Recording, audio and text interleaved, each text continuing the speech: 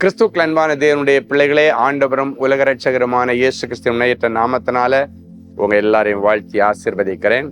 இந்த ஏப்ரல் மாதம் 15ஆம் தேதி மங்கள வார்த்தை நிகழ்ச்சி மூலமாக உங்களை நேரடியாக உங்க வீடுகளில் பார்க்கறது எனக்கு ரொம்ப சந்தோஷம்.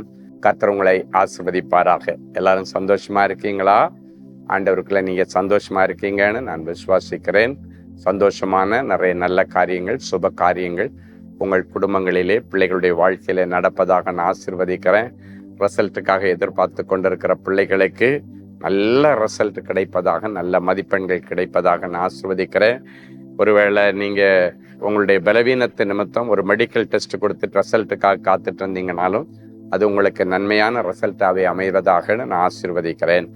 வழக்குகளில் நல்ல தீர்ப்பு கிடைப்பதாக நான் ஆசீர்வதிக்கிறேன். சரி, இன்னைக்கு நமக்கு என்ன மங்கள வார்த்தை எடுத்து வாசிக்கலாமா? நீதிமொழிகளின் புஸ்தகம் 10ஆம் அதிகாரம் 6வது வசனம் சொல்லுகிறது, நீதிமானுடைய சிரசின் மேல் ஆசீர்வாதங்கள் தங்கும். இன்னைக்கு நிறைய பிள்ளைகளுடைய வாழ்க்கையில ஆசீர்வாதம் வருது, ஆனா ஒண்ணுமே தங்க மாட்டேங்குது. வரதும் தெரியல, போறதும் தெரியல. சிலர் சொல்லுவாங்க, பிசினஸ்ல ரொட்டேஷன் என்னமோ ஹெவியா வரதான் செய்யுது, ஆனா லாபம்னு பார்த்தா ஒண்ணுமே கையில நிக்க மாட்டேங்குது, ஒரு பைசா தங்க மாட்டேங்குது. சம்பளம் என்னமோ பெருசா வாங்க தான் செய்யறேன், ஆனா ஒரு பைசா கூட எனக்கு கையில நிக்க மாட்டேங்குது, தங்க மாட்டேங்குது.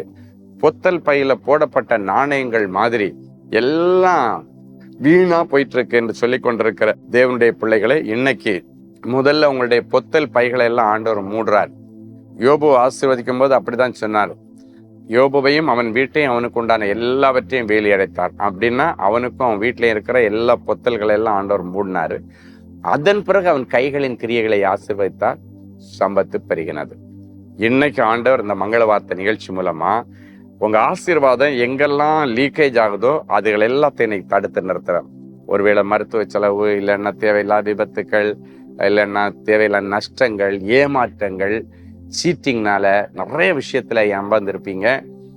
ஆனா இன்னைக்கு ஆண்டவர் உங்களை எல்லாரையும் அப்படி ஃபென்ஸ் பண்ணி இந்த வசனத்தின்படி நீதிமானுடைய சிரசுல ஆசீர்வாதம் தங்கும். எல்லாம் தலையில கை வச்சு அப்படியே சொல்லுங்க, நீதிமானுடைய சிரசிலே ஆசீர்வாதம் தங்கும். நீதிமானுடைய சிரஸ். அப்போ ஆசீர்வாதம் தங்கணும்னா நீ ஒரு நீதிமானா இருக்கணும். அப்படின்னா உங்க மனசாட்சி பயந்து ஜீவிக்கிறதுக்கு உங்களை நீங்க ஒப்பு கொடுங்க. நீதி மார்க்கத்தை ஒப்பு கொடுங்க. துன்மார்க்கத்திலேருந்து வெளியே வாங்க. ஆசீர்வாதங்கள் தானா தங்கும். இனி கூடக்கூடிய நீங்க மிச்சம் எடுப்பீங்க. கற்பத்துல ஆசீர்வாதமான பிள்ளை செல்வமும் தங்கும், வீட்டுல பொக்கிஷங்களும் தங்கும், வருமானங்களும் தங்கும், நிறைய செல்வங்களும் செல்வாக்கும் உண்டாகும். சரி, ஒரு நல்ல சாட்சியை கேட்கலாமா? Brother K Joseph, Karnataka. என்னுடைய மகன் பெயர் ரவி ஏசுராஜ், வயது 27. அவனை அசுத்த ஆவியின் கட்டுகளில் இருந்தும் தீய நண்பர்களின் பிடியிலிருந்தும் விடுதலையாக்கவும், அவன் வீட்டிற்கு வராமல், ஆலயத்திற்கு வராமல், கீழ்ப்படியாமல் எங்களை மிகவும் மனவேதனைக்குள்ளாக்கி கொண்டிருந்தான். அவனுக்கு விடுதலை கிடைக்க சகோதரர் ஸ்டீஃபன் அவர்களுக்கு கடிதம் எழுதியிருந்தேன். சகோதரர் அவர்கள் பாரப்பட்டு ஜெபித்து பதில் அனுப்பினார்.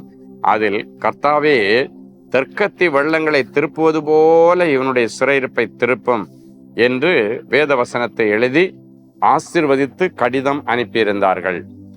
அந்த கடிதம் கிடைத்த நாளிலிருந்து ஒவ்வொரு நாளும் எங்களுடைய குடும்ப ஜெபத்தில் சகோதரர் ஸ்டீஃபன் அவர்கள் எழுதியிருந்த வேத வசனங்களை வாசித்து மகனுடைய விடுதலைக்காக ஜெபித்து வந்தோம். கர்த்தர் என்னுடைய மகனுக்கு மனமாற்றத்தை தந்துவிட்டார்.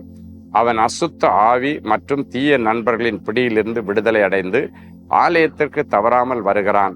இப்பொழுது அவன் கீழ்ப்படிந்து நடக்கிறான்.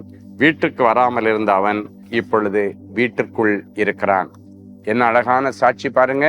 உங்களுக்கும் கர்த்தர் அப்படியே செய்வாராக. அன்பான ஆண்டவரே, உமக்கு நன்றி. நீதிமானுடைய சிரசிலே ஆசீர்வாதம் தங்கும் என்று சொன்னீர். வீட்டுல தங்காம இருந்த ஜோசப்புடைய மகனை கர்த்தர் சந்தித்து அவனை வீட்டுக்குள்ளால கொண்டு வந்து தங்க பண்ணின ஆண்டவர்.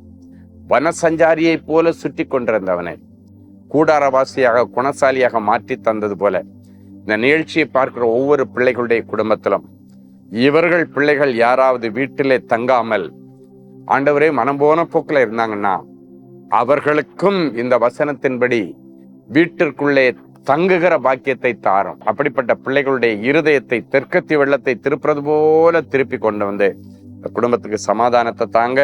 அது மட்டும் இல்லை, இந்த நிகழ்ச்சியை பார்க்கிற ஒவ்வொருடைய சிரசின் மேல இனி ஆசீர்வாதங்கள் தங்கட்டும்.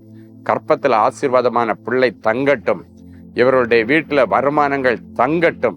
தேவையில்லாத எல்லா வீண் செலவுகளும், வட்டி செலவுகளும், மருத்துவ செலவுகளையும் முடிவுக்கு கொண்டு வருவீராக. நீர் அப்படி செய்கிறதற்காக உமக்கு நன்றி. இன்றைக்கு பிறந்த நாள், திருமண நாளை நினைவுறுகிற பிள்ளைகளை ஒரு விசை கண்ணோக்கி பாரும். உன்னை முத்திரை மோதிரமாக வைப்பேன் என்ற வார்த்தையின்படி இந்த நிமிஷத்திலிருந்து அவளை ஆசீர்வதியும். இயேசுவின் மூலம் பிதாவே, ஆமென். அன்பு தேவனுடைய பிள்ளைகளே, இந்நிகழ்ச்சியின் மூலம் நீங்கள் பெற்றுக்கொண்ட ஆசீர்வாதங்களையும் உங்கள் ஜெப விண்ணப்பங்களையும் அனுப்ப வேண்டிய முகவரி: தேவனின் அன்பு ஊழியங்கள், Vinayak avenue, OMR road, Okkiyam, Thoraipakkam, Chennai 600097. மேலும் 24 மணி நேர ஜெப உதவிக்கு 044-24547-999 மற்றும் 9941150999 என்ற எண்களுக்கு தொடர்பு கொள்ளுங்கள்.